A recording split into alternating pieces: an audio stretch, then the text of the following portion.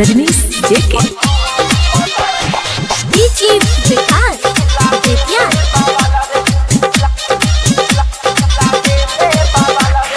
छौड़ी पतर की लागेले जनमार रे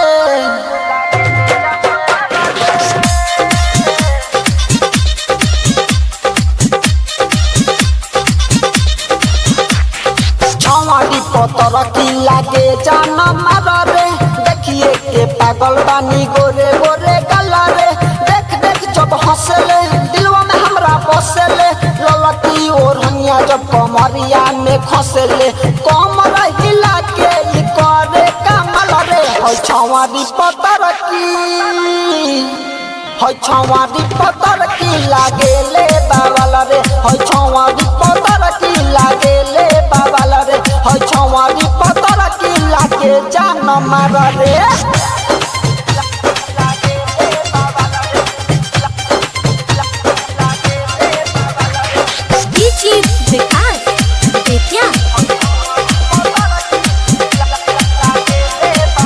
गाल गुलाबी एकर चले सारा भी एकर हंसे तो लागे लाकी जानई मारी के गाल गुलाबी एकर चले सारा भी एकर हंसे तो लागे लाकी जानई मारी के कहर का कोई दिलवा में बसल हमार रे होय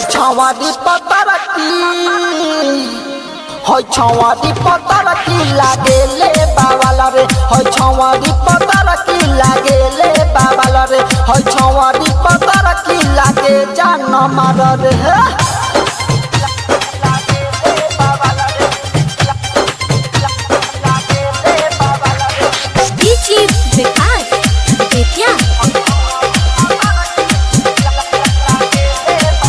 मन तो चंदन के लगे तू सटेलू संदेश रहा जाके दिलवा में बसेलू मन तो चंदन के लगे तू सटेलू संदेश रहा जाके दिलवा में बसेलू संजीत रंजीत के छुए दे ना गल रे होय छौड़ी पतर की लागेले बावल रे होय छौड़ी पतर की लागेले बावल रे होय छौड़ी पतर की लागे जान मार रे हे छौड़ी पतर की लागेले जान मार रे